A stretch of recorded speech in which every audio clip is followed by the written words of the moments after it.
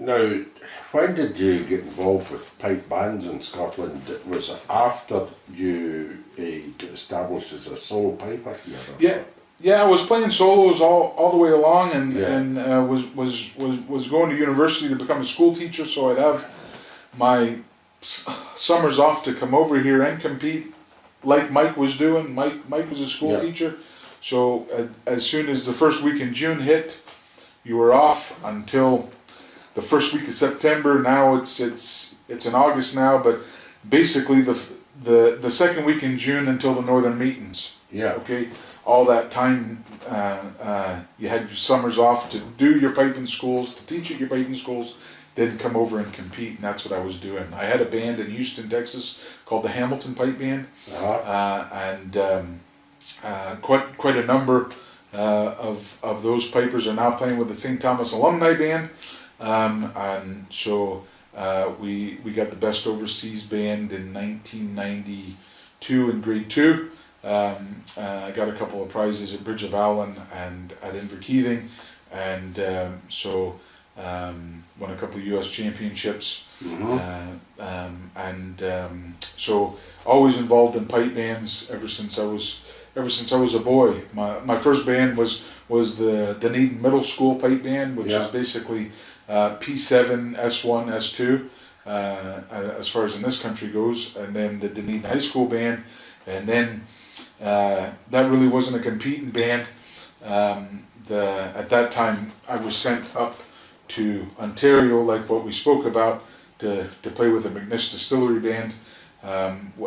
Sandy Keith was teaching piping in Dunedin at this time. He spoke to me about playing with the band, City of Dunedin band that was coming over to Scotland, and so one of those years I didn't play with McNish, I played with City of Dunedin, and so anyway, when I moved over here, my Christine worked at the bank and then taught dancing at nighttime. So she encouraged me, in order to talk to Roddy McLeod about teaching at least some of the nights that she was teaching. Yes. So anyway, I spoke with Roddy, and I was an evening instructor at the National Piping Centre, which was just known as the Piping Centre at this time. And when I was there, he spoke to me about playing with Scottish Power Pipe Band, and that's how because he was pipe major at that time. He was pipe major at that time. Yeah. And the Piping Centre had opened up about 96. That's right. Yeah. So that was just more or less in line with you moving across here. Absolutely. A couple of years later. Yeah. And building up the piping staff, if you like. Yeah. Yeah. You mentioned being a teacher. I take it was did you do any daytime teaching in schools or something? I never completed my education at university. Right, okay. So when Mike Cusick bought out Macintosh Bagpipe Supplies, I became the reed maker, and left my education. I only had about a year and a half to go to concentrate on the reed making. So you were studying to be a teacher in USA? At the University of Houston, that's right. Yeah, that's fine. Yeah.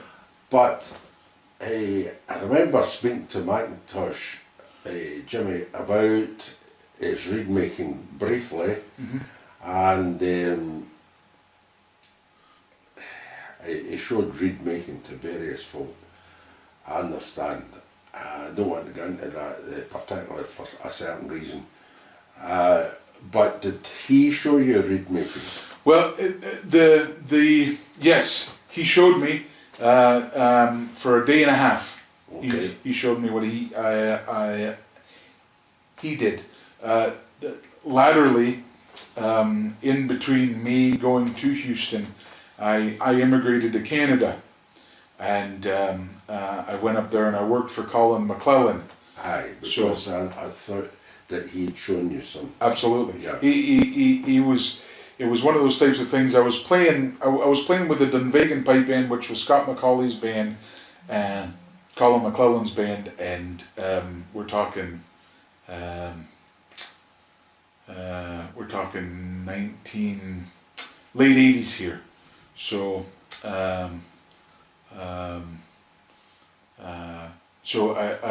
what I did, I did all the prep work for Colin. Uh-huh. And I was living in Monkland, which is near Maxville.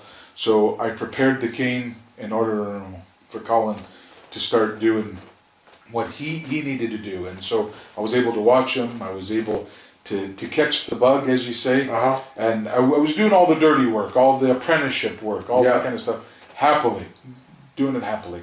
And so that's where I caught the bug. And how much time are we talking about here? Probably 7 months of prepping for him and that kind of a thing. I couldn't use his chisel, but I could get my own chisel and try and do things, and it was tragic. Actually, it was very, very difficult in order. Anything that I did that was specialized, that you needed the experience for, wasn't doing it. And Colin really wasn't showing me as far as teaching me to show me, just kind of. You were picking it up. I was picking it up just by watching him. So lived in Ontario after immigrating there for about 9 months, and wasn't enjoying it. Wasn't what it was cracked up to be, because Colin left to go back to university because he wanted to do teaching. So the reed making thing kind of fell by the wayside. So that's when I moved back to Houston, Texas. Okay. Or that's when I moved to Houston, Texas. I never lived in Houston prior to that, so I went down there, and my brother-in-law, who's married to my older sister, always said to me, I've got two sisters, Diane. Yeah. Diane's the oldest. He went to Houston to become a lawyer, to go to law school. He always said to me, hey, this is great, you're following your dream of being a piper, stuff like this. Get an education, get something to fall back on. So when I gave it a shot by trying to live the bagpiping dream up in Canada, and it really didn't work, and it really wasn't working, I took his advice, moved to Houston, and started going to school, community college at first, and then university afterwards. Mike was teaching bagpipe at this time at St. Thomas Episcopal. My two sisters were teaching dancing at this school, St. Thomas Episcopal. And Mike was a student of Jimmy McIntosh's. Yeah. Jimmy sold his business. Mike bought the business, and so that's how it grew. As far as so, were you assisting Mike down in Houston, Texas, with this business of reed making? No, Mike never made a reed. No, I wondered about that. Yeah, no. It was I was the guy that had somewhat of a background in. So what was the actual business then? Well, bagpipe supplies. Okay, right, I'm with you. Reeds, channers, general supplies. Oh, absolutely. Bagpipes, Jimmy had a very, very good business as far as it goes there. Seasoning, brushes, CDs, I mean, and any type of thing. And it wasn't there wasn't many of those businesses over there at that time. Yeah. So Mike did the packaging of this, and then it was my job basically to try and produce. I take it most of that stuff was imported. Bagpipes anyway. Oh, absolutely, yeah. I know that Gibson made pipes along with in Dunbar. Yeah. Up in Canada, and they made good instruments. Yeah. All reports. I take it that was some of the input, but also Scottish products as well. Mike just dealt with. He only handled Scottish bagpipes. He only handled Hardys and Shepherds. Right. So those were the two, and then some nails and that kind of thing. And of course, Shepherd came across latterly and assisted summer schools that Mike ran. Yep. And Mike spoke glowingly about Shepherd being a big help to him. Yep. And there's Shepherd's input there. Well, Mike, he sat back and he learned that Bob took a group of kids from the juvenile grade up to grade 1, and so he figured if there was a man that could do that could teach me how to do that, then that's what he did, and he would hire Bob to come out and to teach the school and all that kind of thing. And Mhm. yeah, absolutely, yeah. So I eventually come across here and you're competing in solo piping. Yep. Seriously,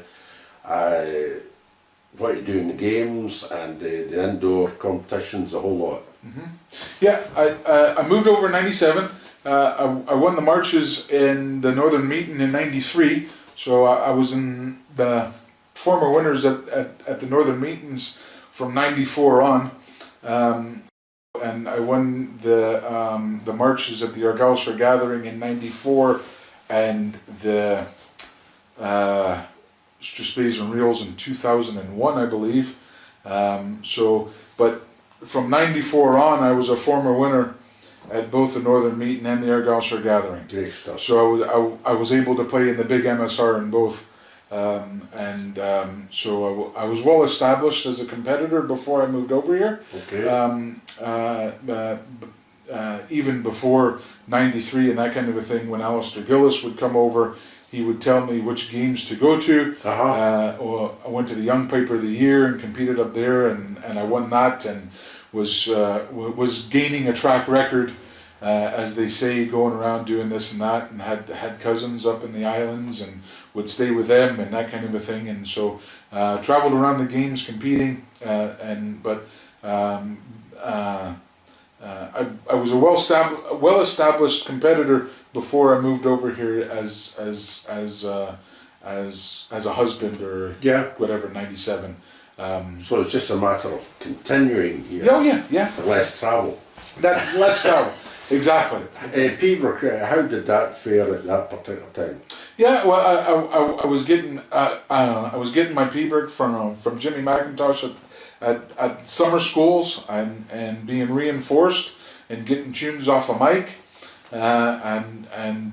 so that was my. But Mike was flying at that time himself. Well known for his preparation.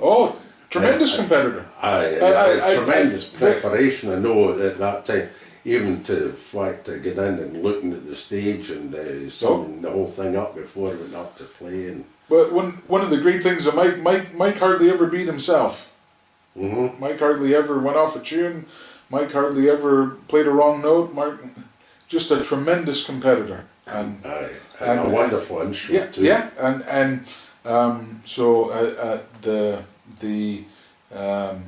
an American and a guy that really showed me that it could be done. Yeah. You know? And on the light music side of things. I remember him playing the Earl of Antrim at Glenfiddich one tremendous. year. Yeah. Just out of this world. Oh. Yeah.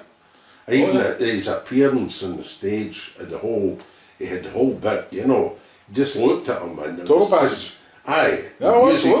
Music using out the guy before he played a note, Yeah, that's it. What a presence on the stage. Yeah. Absolutely fantastic. Yeah. And that went on for a long while. It did. Yes. Yeah. Yeah. He I think he stopped competing when he became headmaster of the school. Yeah. So only started back playing again when he became involved in the pipe sergeant of the St. Thomas Alumni Band. Yeah. Just as far as me goes. So going back to the original question. Yeah. Pembroke. Big prizes. When?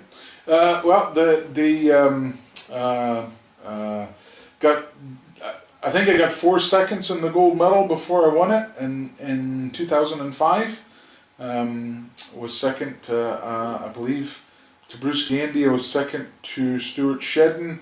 I was second to Richard Hawke, I believe. So there was New Zealand chap. Yeah. There was a number of seconds that and before we get to the winning tune. Okay. The tunes that you played and got second.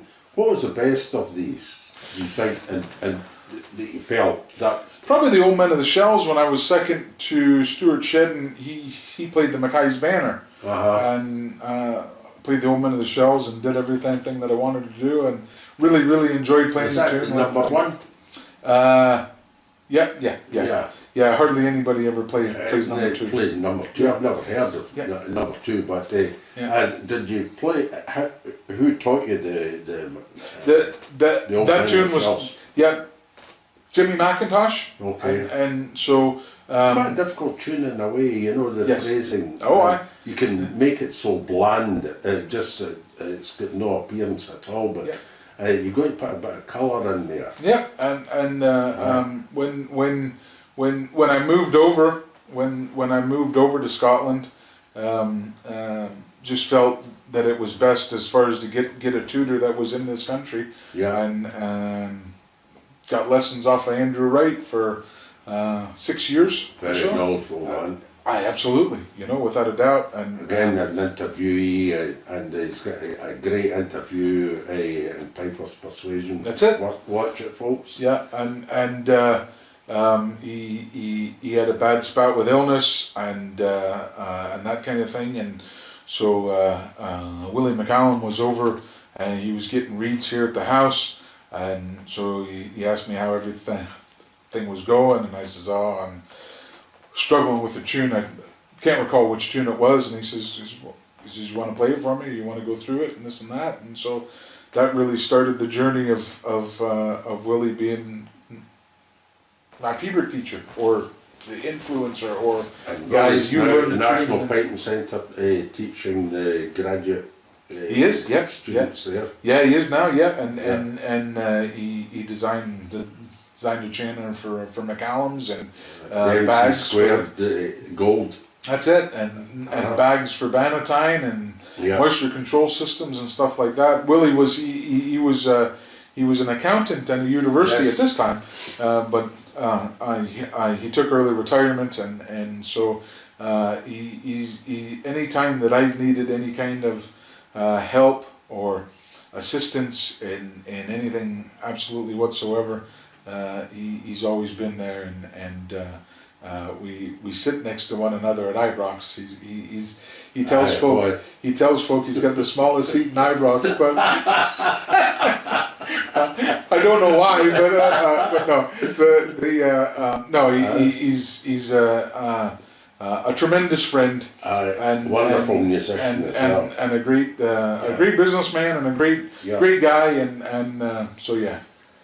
So that's great. Right, the winning tune, the gold medal tune, where was it? It was at the Northern Meetings, but it was when Inverness. And what did you play? Well, but this year it was held at Aviemore because the Eden Court was being refurbished. Exactly. So the first year it was held outside of the Eden Court. It was held down in Aviemore, and I played Lament for Captain McDougall, and it was a tune that I really fell in love with. The first time I heard it being played, it was a favorite of Bill Miller's, who actually taught Bob Worrell, and Bill Miller was an influence on me when I was living in Ontario at that time. Just a guy that really liked my dad and really liked my style of playing, and he would invite me up to Goderich, and I heard him play it, and he was the first guy that actually probably introduced me to tune, but the guy that took me through the tune at that time was Andrew Wright. And did Andrew change much of it? No. There's a phrase. There's a phrase in line 3, or a bar in line 3, that has 5 beats in it. So you can have you can either play just the 4 beats and negate the 2/8 notes, or else you can incorporate the 5th beat. And so that's really the only. I don't even want to use the word controversial. Just. Some people play the 5 beats, and some people play the 4. What do you play? I play the 5. Yeah, I play what's written down there. And that's what you played in the medal. Yeah. Who was judging? Wow.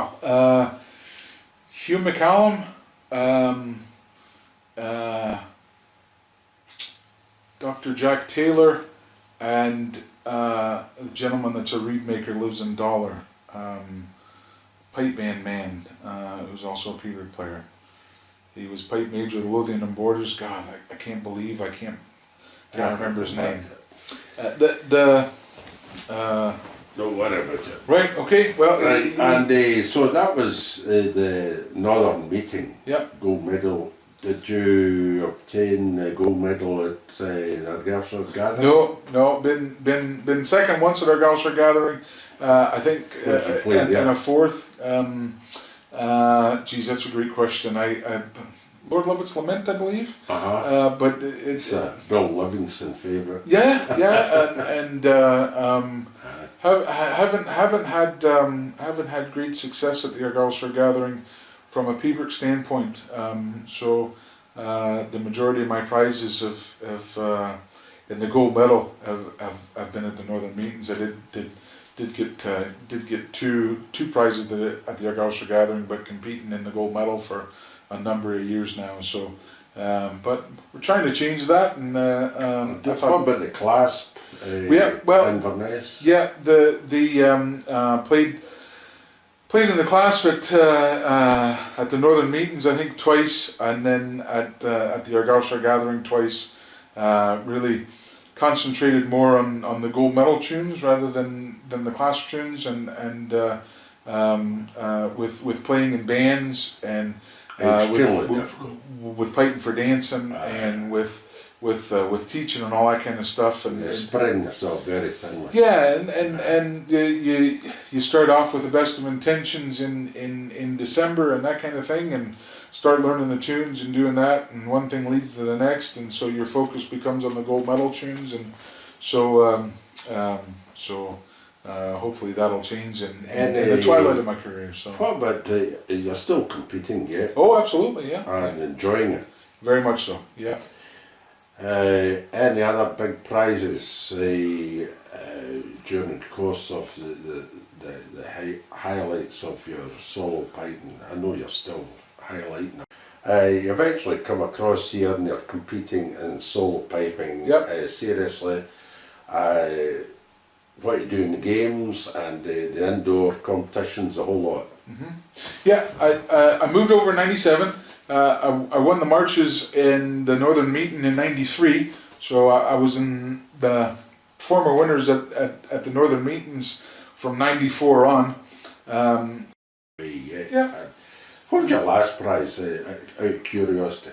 My last prize, well, this year I was piping for dancing at Pitlochry, and I got a second, a third, and I believe a fourth. Won the overall at Luss. That's just a few weeks ago. Yeah, winning the Peebrick and the marches, and I was second in Strathspey and Reels, and I was piping for dancing then. Got a couple of prizes at Inverary. I was piping for dancing then, and so most of the time that I go out and I do compete, I'm already there piping for dancing, which that's hard work, man. Oh, yes, it is. Yeah, it's really hard work because it's a hard day's work playing for Highland dancing, and they compete in solo piping on top of that. Yeah, one of the things I'm you really use two different instruments for that. Absolutely. Yeah. I think you need to. One of the things I'm really proud of is winning the overall at the Cowell Highland Gathering and also piping for dancing on the same day. You know, so who was that with? The pipe band, I mean. No. I'm talking the overall solo, prize. Yeah. Okay. The dancing's held. You've got the world finals on the Saturday, and then the qualifiers are on the Friday and Thursday. And so the Friday I was piping for dancing and then off competing, and so I won the overall there, as well as piping for I think there was maybe 600 dancers entered. So yeah, so I'm proud of that fact. And when I first came over, I was actively involved in going around all the games and at the Highlands and Islands. I won the March Spay and Reel there twice, and against your Roddies and your Willies and your Gordons and that kind of a thing, and won the former winners at the Scottish Pipers Association once, and so and prizes and all that kind of stuff, and most of the games around Scotland won the overall or won So trophies added or stuff. That's My name's on the tremendous. hardware at most of these places, you know. that's So great. um, Very enjoyable for you too. oh yeah. I mean, I always enjoyed competing, always going around, and enjoyed going to the Highland Games, but now, unfortunately or fortunately, whichever the way that you look at it, not a lot of pipers for dancing out there. So I get asked to pipe for dancing a lot, and so if I get the opportunity to compete, then I do. Balloch, Yes. just as far as this year goes, played in the light music. Mm-hmm. I think I got a couple of prizes there, but I wasn't able to play in the P-Brick because it wasn't conducive as far as for the dancing goes. So You need more than 20 minutes just to compete your tune. You need to set up your other bagpipe. You need to get a wee bit of stuff like that. So it takes more than just the 20-minute window of playing the tune. So I've been doing it there a lot, and you realize if you can do it or if you can't do it, and if you can't do it, you go and you let the judges know, listen guys, I can't work it out today in order to pipe or dance with the piping for the dancing. But games like Inverary, I asked them if I could play first in the P-Brick, which their P-Brick starts at 9 o'clock, the dancing starts at 9:15, so I'm able just to do got both. there playing. I'm able to do both. Yeah. They're very accommodating for it, and then in the afternoon in the light music, Torkel's been the guy that's basically the steward there, and he lets me know as far as a window goes where I can go over there and compete. Tends to be later on the Inverary.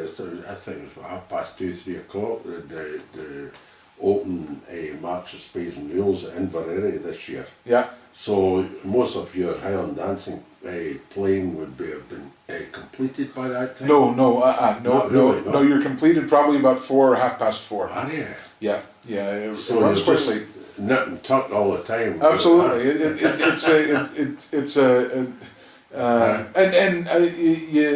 you're always very respectful of your fellow competitors. You don't want to have them hanging about or doing whatever. I don't work it to where I always play last or something else like this. If I can play before my allotted time or near my allotted time, I do. And Torkel's great about it, and I generally go over there, and then Torkel goes where I can slot you in the next two. Good. And so one competitor will go and play, and then another one will play, and then I'll play. And so he basically has it worked out as far as it goes like that. And Have and you it's seen great. yourself blowing your solo piping instrument in by playing for a few Highland dances with that instrument? Well, not dances, but maybe a couple of groupings of dancers. Yeah, absolutely. Aye. That's what you do. You put it in. You change your drone reeds. Yeah. You start doing that. You warm up the pipe by maybe playing for the last 12 dancers Yeah. that are in that group, and that then once gets your that's done, instrument going. once that's done, then the other piper for dancing takes over and plays the next dance, Okay. which gives you, depending on the size of the group, anywhere from 20 to 35 minutes.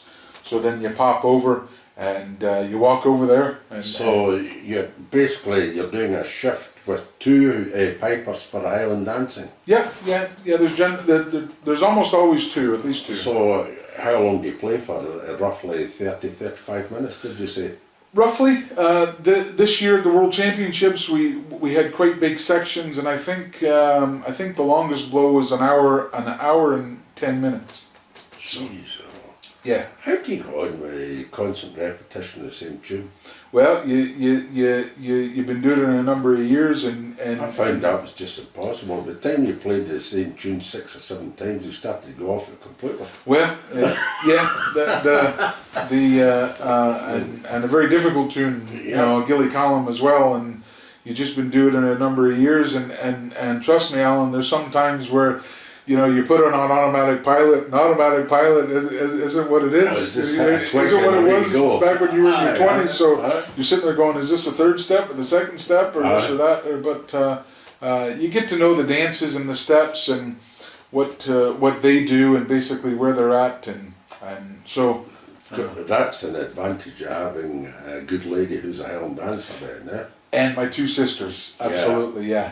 And So you appreciate what the dancers are trying to do because you're more you have more intimate knowledge of what the dancers and the dances are than your average piper who's playing for Highland dancing. If there was such a thing as an average piper playing for Highland dancing, you know. If I can say this, I'm very grateful of the fact that coming home from a dancing competition, Christine would be in the car and she says, "Why do you do that in that part?" Okay, and it might be where there's runs involved, you know, da-ba-da, da-ba-da, da-ba-da, da-ba-dee, da-ba-dum, da-ba-dum, ba-do, something like that, or whatever, doing whatever. Why do you do that? Why do you do that at that bit? And you go, well, because it's written in the music. Well, that really doesn't suit that particular step. And I go, oh right, what would suit that step better would be what you play in the second step. Can you play the second step? And I go, well, no, the first step and the second step would be one strathspey, but rhythmically I can pick another strathspey that would be conducive to that. And every the steps change like the Pipers'Persuasion change every year. Okay. And they're in the dancing. So the one advantage that that I have, or whatever, or that the dancers have, is that Christine tells me, no, this suits this and that suits that, and all that kind of thing. Picking the tunes to suit the new steps. Yeah, well, yeah. The steps that have been chosen as far as that year goes, they're not necessarily new steps. They're just steps that weren't danced last year or the year before, or stuff like this, just to kind of change the variety of whatever's going on there. Much the same as the Pipers'Persuasion. It's almost like Breton piping. They've got to play different tunes depending on the area and all the rest of it. There's a change every year. Yeah. And I suppose that's very good because it rejigs the whole thing. It's not the same put to every year, which gets boring. And it's advantageous to one style of dancer. Everybody's got to knock in and learn the latest stuff, and keeps refreshing.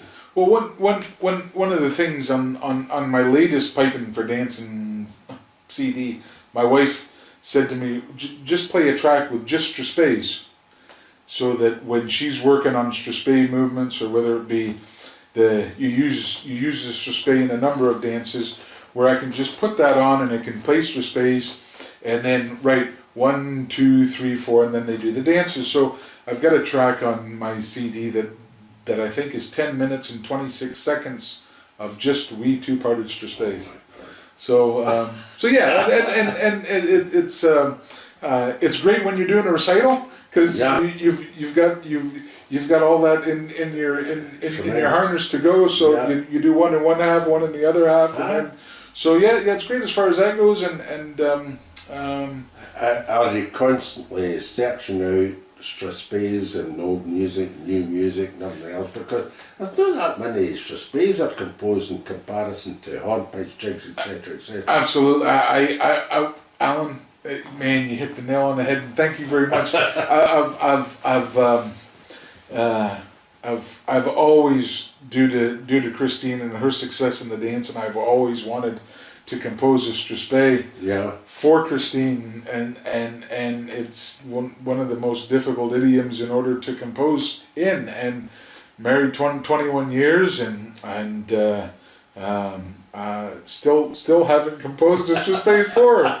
So it's I'm glad you said that. I'm glad. So it's just really hard to write one, honey. You know. Absolutely. Now? So yeah. So but the last 3 years I've been teaching I've been teaching a course at the Royal Conservatoire. The piping students that are there. They do a 10-hour course that where I teach them the pipe for dancing, basically introductions and tunes and stuff like that, and a lot of the older type strathspeys I find have a lot of runs in it. Yes. You know? And not, I don't want to say runs aren't conducive to Highland dance, and I don't want to make that blanket statement.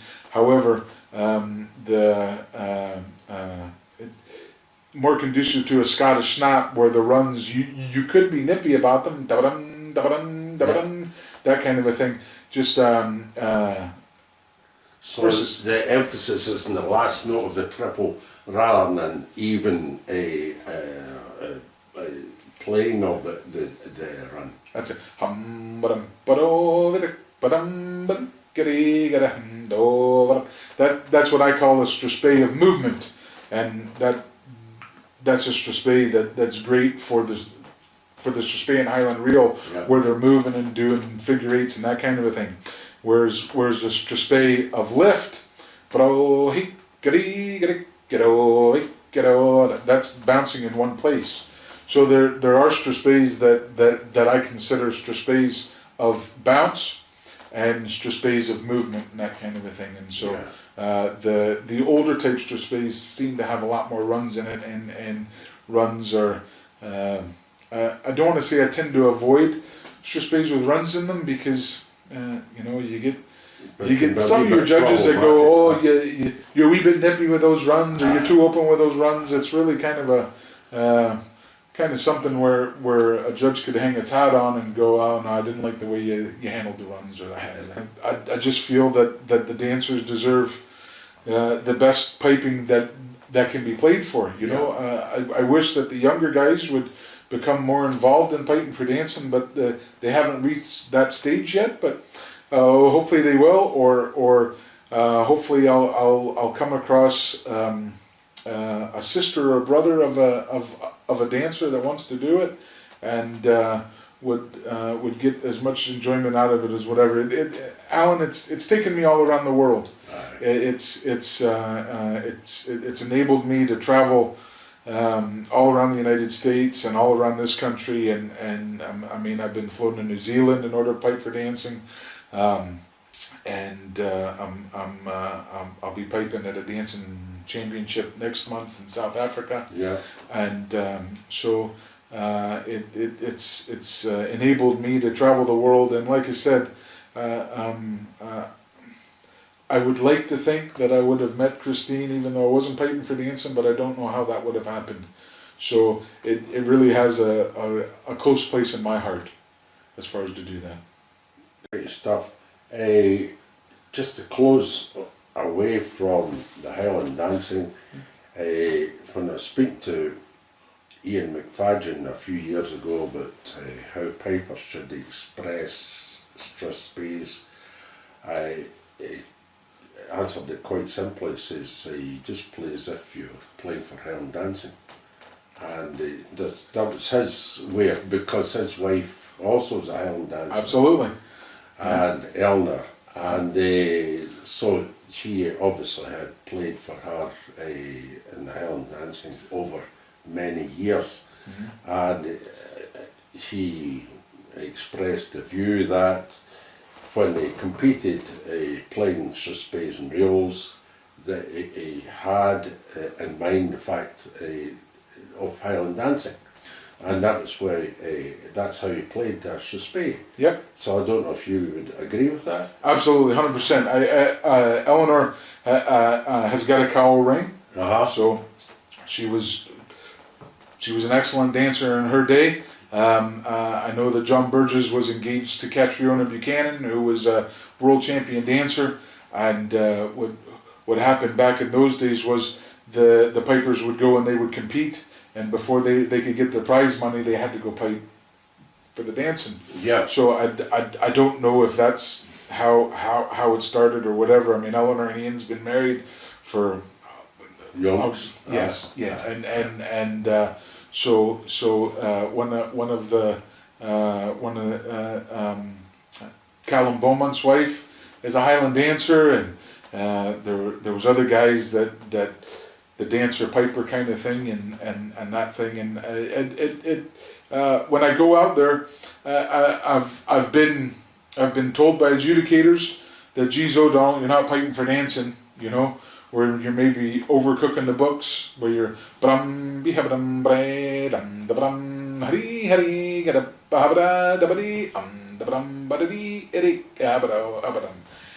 whereas listen, don't extend it too much or stuff like that, and then other ones that love it.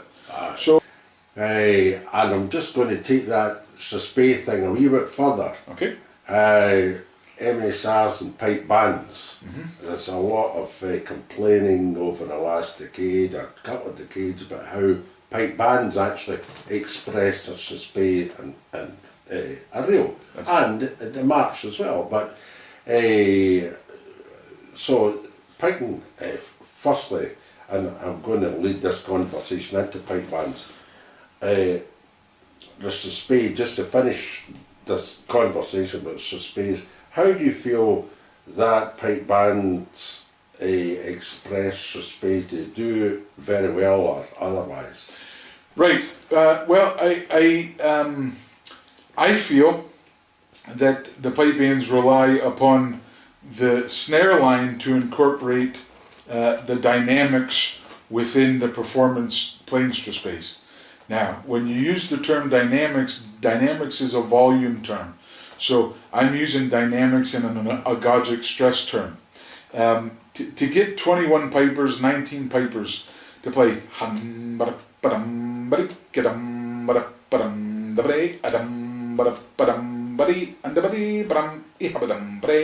okay, to get them to do that is very, very difficult when you incorporate a snare line. Okay, what the snares want, the snares want that Scotch snap and they want that going on there. However, they don't want too much. It's a flow right through there. And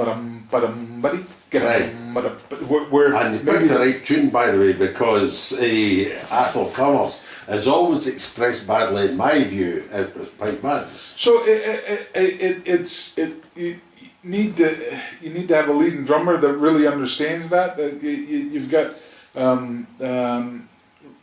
the band I feel that plays closest to a solo piper would be Inverary. And Inverary is very much that plays very swinging marches and danceable strathspeys and stuff like that. And there's a lot of bendability and flexibility within the strathspeys.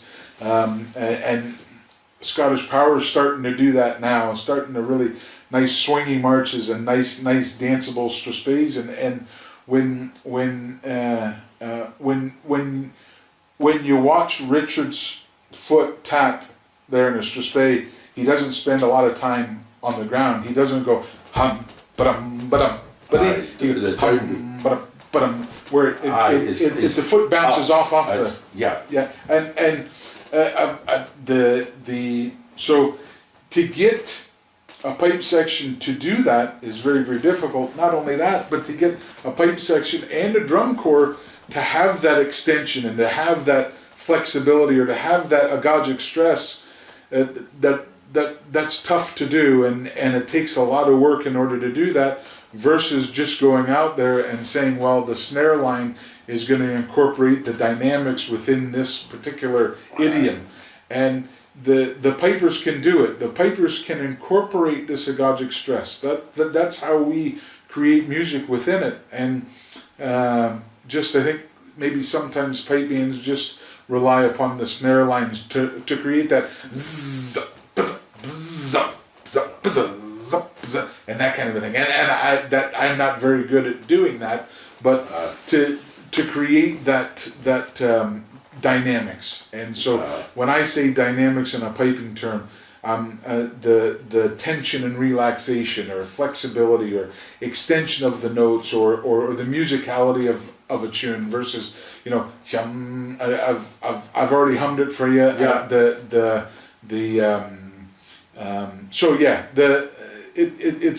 You really need to have a way in which you're going to go about and doing it. So Roddy got you into the Scottish Power pipe band. He did, yeah. Right. How many years were you there? I'd broken service 7 years in total. Yeah. Very good band at that time. Sorry? Right. Yes. Scottish Power under Roddy. Oh, absolutely, yep. And Roddy decided to leave the band, and I kind of felt it as far as that it was coming, in May and June, so I was going, geez, I don't know what's happening here. And so Roddy left the band at just a Cowell. He told everybody he was going to do that, and there was a piper that was leaving field marshal that I was told that was going to be leaving, and if I contacted Richard, that there'd be a slot open in the band there. Played in Field Marshal Montgomery for nine seasons. Yeah. Tremendous 9 seasons that the band had. 33 major championships. Yeah. 6 world titles. Mm-hmm. 8 champions of champions. 2 Grand Slams. 6 All-Ireland championships. So probably one of the most successful time periods that the band had. Enjoyed my time in the band. Great music as well. Oh, absolutely, yeah. I mean, you would go to band practice, you would enjoy it. Alistair Dunn ran the band practices here in Glasgow. You had a Glasgow contingent that were together. The Graham Rory and Gordon McCready and Matt Wilson and Scott Drummond and Graham Drummond, and so we all got together on all Thursday nights.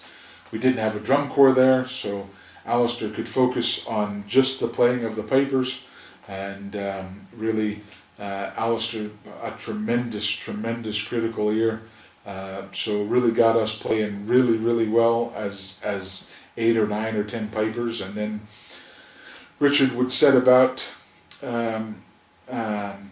the previous November of the weekends, the Saturday practices that we would have in Northern Ireland. Mm-hmm. So January was the practice on the practice trainers, and then February there would be a Saturday in February, a Saturday in March, 2 Saturdays in April, one at the start of April, one at the end of April, a practice at the beginning of May, and then we would have the contest before a major championship. Yeah. So basically flying over to Northern Ireland 10-12 times a year, you know, and it was actually really easy when I first joined the band. It became more and more difficult with financially and with parking rates and with even the cost of flying over there, even with EasyJet, even when you would book your 10-12 journeys all at once, because they had a knack of every time that you booked a journey they would charge you a $5 as far as for processing it. So you wanted to do it just to save a wee bit of money to do that. So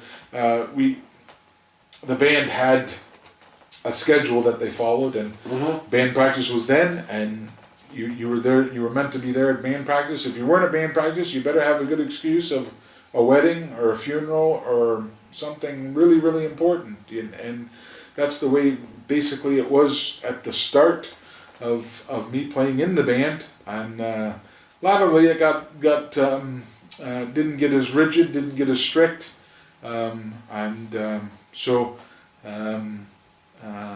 successful time. Sat all my courses at the RSPBA. Started when I was in the Scottish Power Band. I did the intermediate certificate, did the advanced certificate when I was my first year in Field Marshal. When I was teaching at the Piping Center, Roddy wanted all the instructors, even the evening instructors, to go through the Institute of Piping exams. So had my senior teacher certificate and my graduate certificate with the Institute of Piping. And I really owe that down to Christine, because in the dancing it's very much an examining process that you go through and you learn the ranks.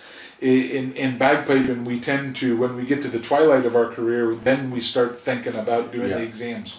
With Christine's influence and Christine's kind of pushing me out of bed and kicking me out of bed on the Sunday morning when these courses were going on, driving through to Barrhead or to Washington Street to take these courses.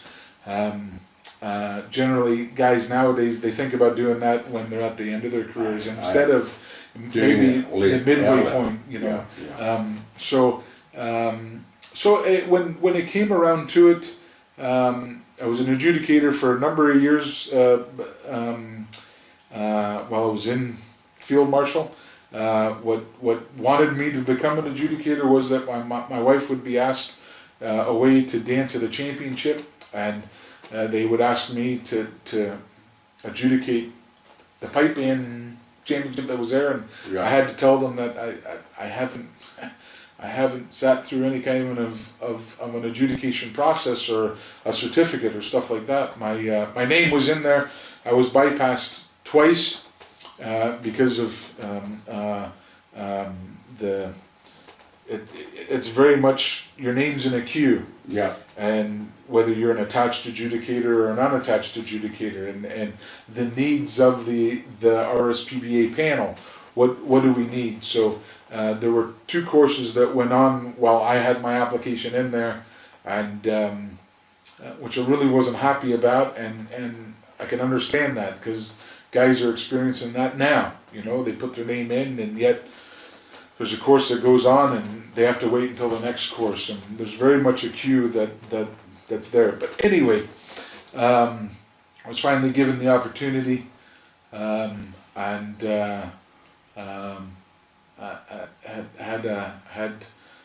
had a wee bit of an attitude when I went into the adjudication course. A really great story was I was on the course with Don Bradford, Donald MacPhee, and 2 drummers, Alec Dudgeon and Bill Black. So I was angry at the RSPBA. I was angry at the guys as far as to get onto this panel because I was bypassed on 2 previous occasions. Right. So I was there. The first exercise, you're played 5 performances, pipe band performances. Okay. And the sound system that they were using, I think my alarm radio clock had better speakers than what they had at this time. So you're sitting there like going, you gotta be joking. We can't use CDs, or I mean, I think it was even tapes at this time, you know, and you're sitting there like. So anyway, we were to write a critique sheet on the 5 band performances. And so okay, went and did that. Hand in our critique sheets. Bob Shepard and Alistair Aiken were the guys that ran the course. So we had a coffee break during that time period, and they were reading through the sheets. And I think Bob sensed that maybe I had a wee bit of an attitude when I was there, and so as Bob can do, we got done with the coffee, got back again, and he had a group of papers up in his hand, and he said to all of us there, we're all around, he says, tell me something, the introduction, how much of importance do you consider the introduction to be? And he started off, Donald MacPhee was at the very, very end, and he says, it's the beginning of the band performance, and so he says, that's correct. And I think Don Bradford was next, and yeah, well, you know, the rolls and coming in on the E and that kind of, yes, that's correct. And the drummers had their say about the consistency of the rolls and stuff like this. And I basically every answer's been exhausted up to this point. So he says, and you, MacPhee, he says, do you think that the introduction's important? I says, yeah, Bob. I says, the introduction is important. And the sheets that he had, the 5 sheets that he had, were my sheets. And he went and he says, well, I'll tell you one thing. He says, your 5 sheets, you never mentioned introduction once. And right then and there,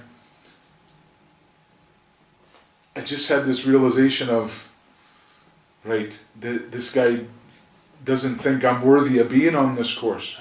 So from that point on, I really embraced my training. I embraced everything that they were trying to teach me, whereas as the attitude got knocked out of me. And I thank Bob. Have I thanked him? I haven't, but I've publicly, when I've done adjudication seminars or something in New Zealand, I said this story. It really kind of, hey son, you're here to learn. We know you're a good player. We know your background. We know all this kind of stuff, but you don't know as much as what you think you know. So park it in the back. Don't give me an attitude. I'm the wrong guy to do it. So he never said that, but he did it within his actions. So right then and there, I embraced my training and embraced everything that they tried to teach me. And I've thanked Alistair Aiken on a number of occasions when I've seen him, he was my mentor when I went through the course. I would go up to Alistair, and every time that I see him, listen, I'm really comfortable adjudicating a band competition because of the training that you gave to me, and because of what you gave your expertise and you shared it with me. I'm maybe not comfortable at the end of the day with a decision where you're going like this, because I think there's some times where you really go, did you get that right, or did you not get that right? However, being put in that environment, I'm comfortable in that environment, and I have Bob and I have Alistair to thank in a huge way. I really. How do you get on top of that when you've got 15 grade 1 bands to separate out? Absolutely, you're 100% right. My first grade 1 major, it was a March of Spain reel, and very very grateful. If given the choice, I would like the March of Spain reel for exactly what you said. When I was allocated it and the entries had closed, I called into Washington Street, and I said to them, I says, the tunes that the bands have submitted, can you send me the list of it?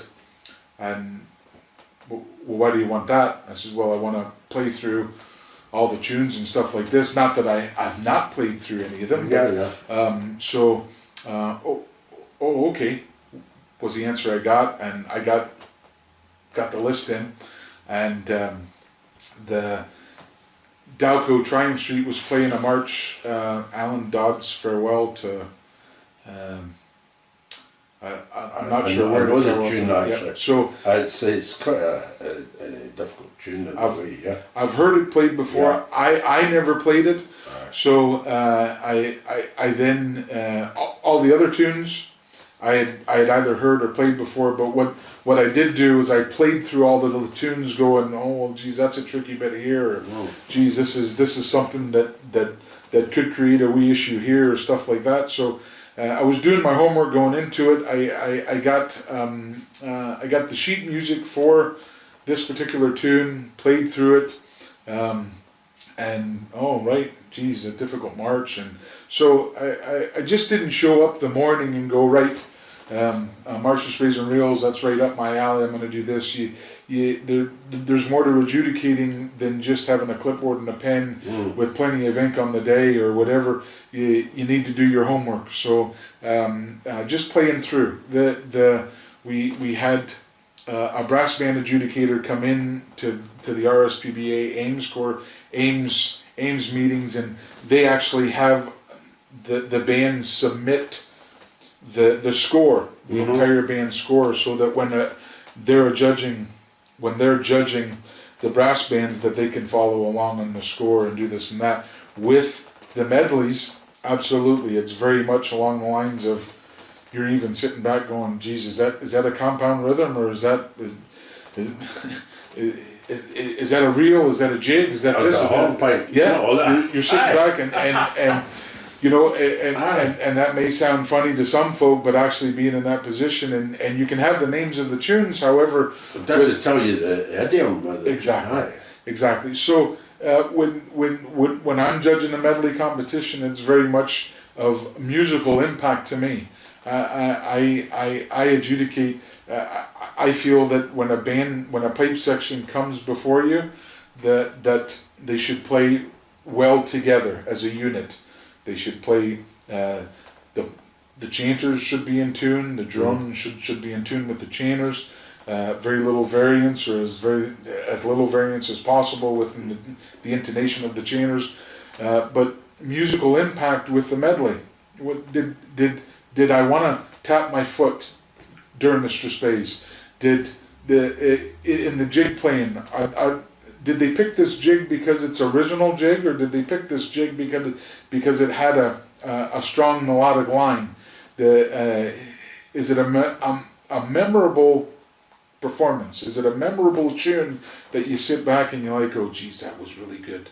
Or and it's those types of things, and how well that they're being played, that really has a big impact when you're adjudicating it. You know. Absolutely. So if I tell pipe majors or anybody that'll listen, listen, you see adjudicators, if our foot's tapping, we're not smart enough or good enough in order to write and have our foot tapping. So get our foot tapping, and if our foot's tapping, we're no good enough to tap our foot and to write. It's very, very difficult to do. You generally just tap your foot and you enjoy it, and you're like, oh, wow, that's really, really good. And then you go to write that on the sheet, or you go to do whatever, generally your foot stops tapping, and then you write a positive thing or whatever. So there must be a catch there. There must be something to sit back and go, geez, that's a really good melodic line there.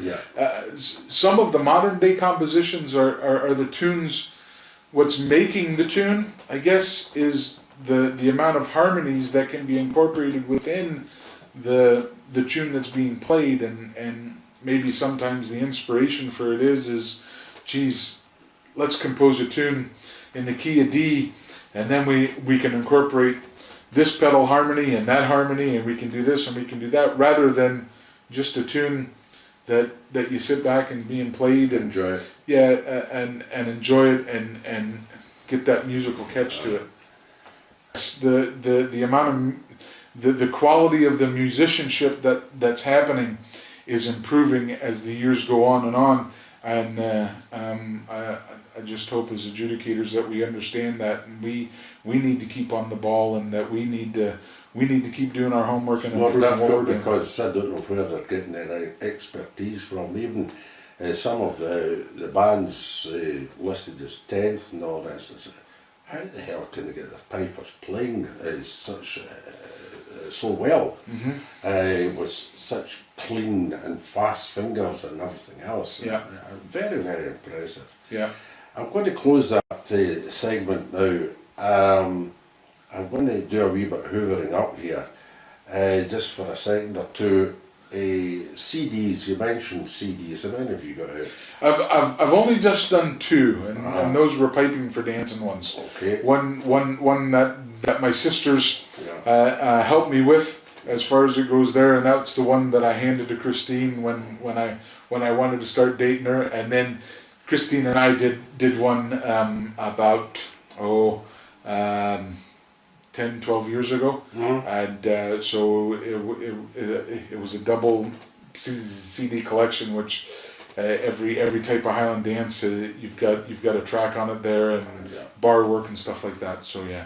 And so that's that. Yeah. How about teaching? You teach? I do. I've been teaching for Argyll and Butte Council at Hermitage Academy in Helensborough for 13 years now. There you go. And it was Christine that really encouraged me to do that. I was just staying in the house and just read making and that kind of a thing, and so the job opened up, and it was Christine that actually encouraged me to do that, and that's really led into me being a visiting assessor for the SQA, and then going around and hearing the pipers in the various learning centres throughout Scotland, and so I teach a couple of local kids.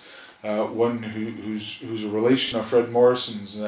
Actually, his grandfather and Fred's uncle were brothers.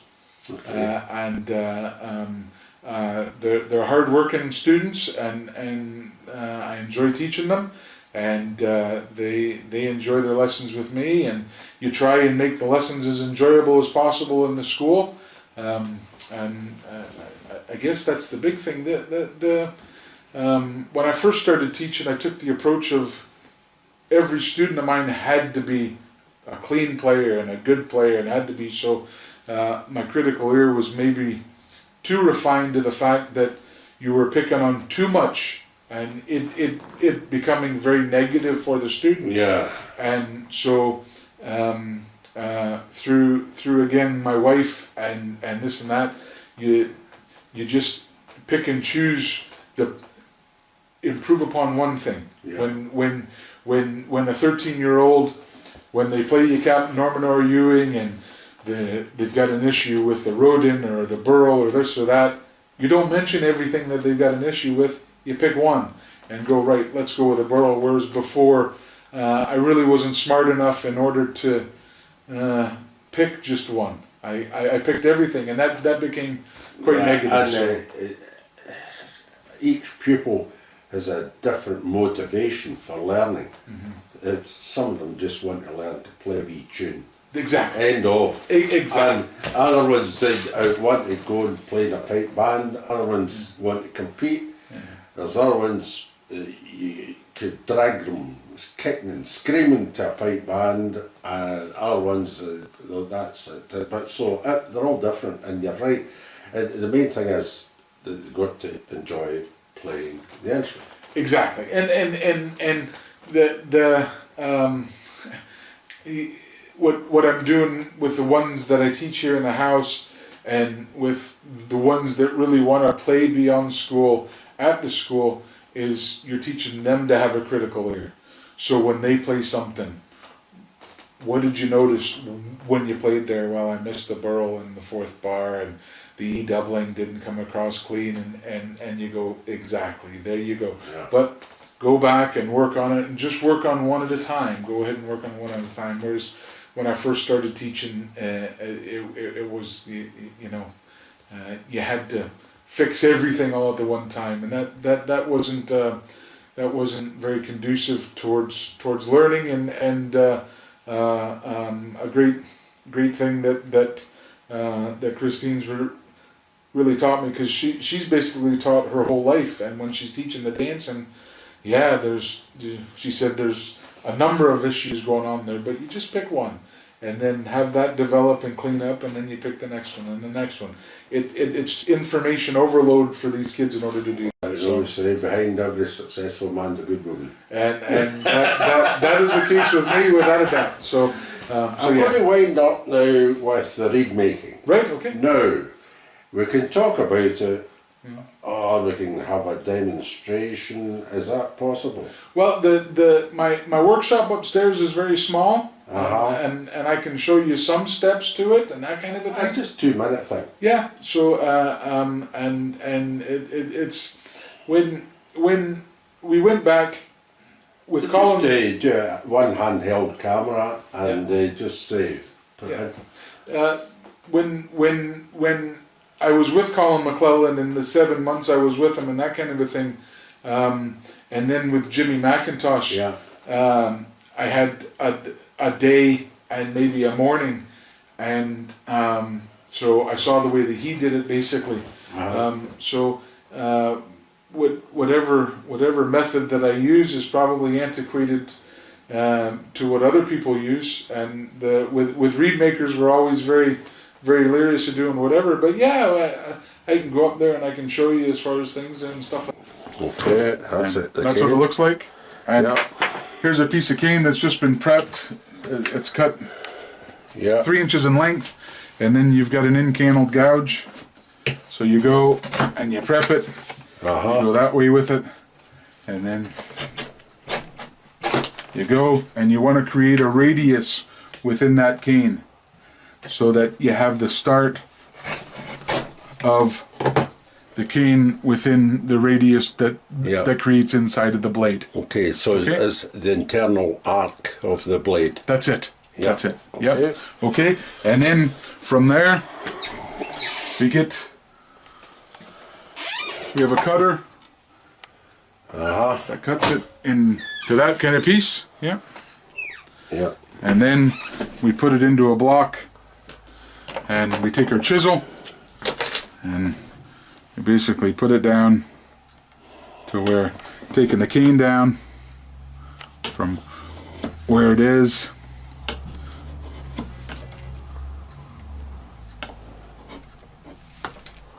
and takes it down from there to there, just so it becomes more manageable as far as the blades goes. So those are then matched up and bound together, and then you wet them, and then you put a copper staple in between them, and then you wind it up on the winder, and I'll show you that. You've got the staple there, and now you're going to tie them together. Watch that you don't go above the staple line. Down like that. Put a hitch knot on it. Cut it off. And right now the blades are too long. We we make them too long so that we can tune them in. Yeah. So it sounds like that. So we put some hemp on it, and then we try it in a chanter and tune it as such. So I'll do that. Go to there, here.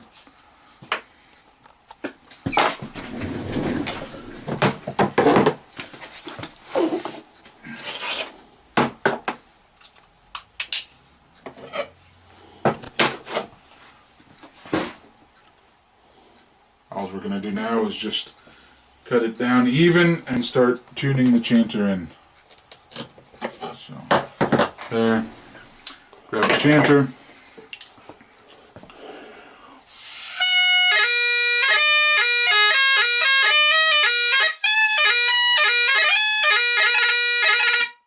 So, that's the start of it, and you further tune it in by just manipulating the cane to see, just to kind of free up that top hand a wee bit.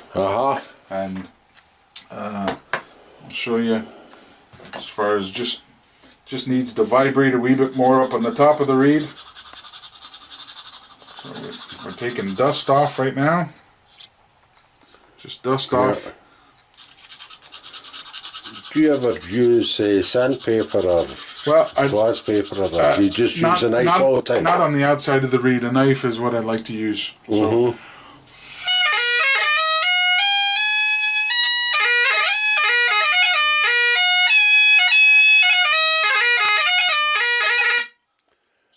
What about if you use sandpaper, would the pores get clogged up?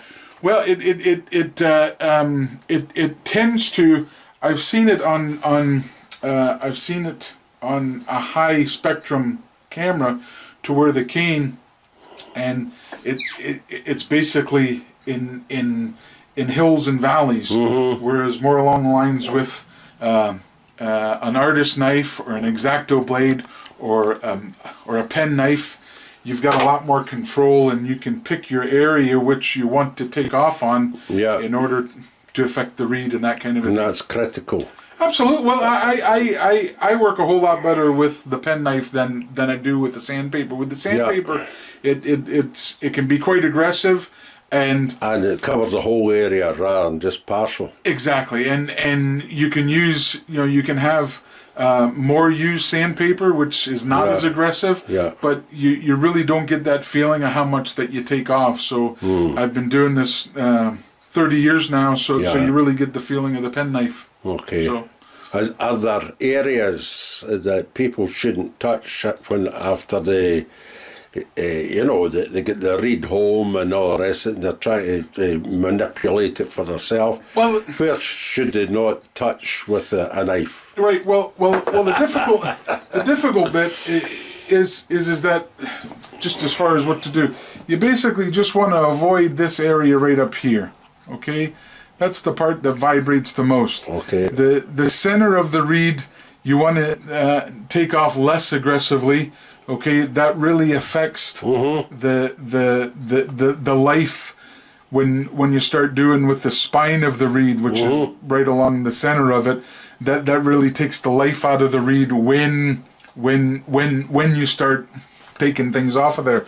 Generally, when you want to make a reed easier, you take off on the shoulders, what I call the shoulders. So you're rounding off the shoulders. Exactly. Exactly. And it's like you've got the fibers of the cane that are really like this, and when you take off here and here, it eases that up, and it makes the top of the reed vibrate more. So if you're going to take off, then go ahead and do that. Just realize that a pipe chanter reed is not a drone reed, and it's not a pop and play kind of a thing. If you get it to where you do put it in and it's going great guns, then that's great. But how long typically would you recommend that people persevere with blowing in the reed? Yeah, I would say give it a couple of days. It'll settle down after a couple of days, even longer, maybe 7 to 10 days. It should really find its equilibrium with as far as moisture goes and as far as vibrating goes and stuff like this. Putting one in right before a contest is not something that I would really recommend, but you know. What about wetting the reed before playing? Well, the cane needs moisture, okay? And so know that the cane needs moisture, but too much moisture will make it vibrate too easily. So when I want to put moisture on a reed, this is what I recommend, and I'll use my glasses as an example. If you take a look, I'm putting moisture on my glasses there, so that's the amount of moisture that's really needed on the cane, and it's just a couple of deep breaths. That's giving it the moisture. Stuff like this, the cane is a wee bit more flexible now as far as soaking it any more than that. I wouldn't want to do that. Unless it was a really, really hard reed and you want to make it easier. And of course, a lot of your modern control within bags for moisture is quite aggressive at suiting the moisture out of a reed. Absolutely. You're exactly right. And it's finding what suits you best. So that's why a lot of them got to use chanter caps and take the chanter out and they're not playing it because of the aggressive moisture control systems. Exactly. Without a doubt. And if it's too dry, it'll just not function. Bingo. The chainer reed needs moisture. Too much is not good. Not having any is not good. It just needs a wee bit of moisture and that kind of a thing. So if you need to put moisture to a reed, that's the best way to do it, and just like that. Okay. So. Right. We're not going to show any more reed making secrets here today because we've still got a business to run. Thanks very much, Donald, from Pipers'Persuasion for your many hours today. I thought an hour will cover us. It's been on and on. It's a marathon session. Well, I probably over-answered questions. Terrific. Sorry about that. So I probably over-answered it. No. It's first class. Thanks for your time, Donald. Pleasure. Right. All the best. What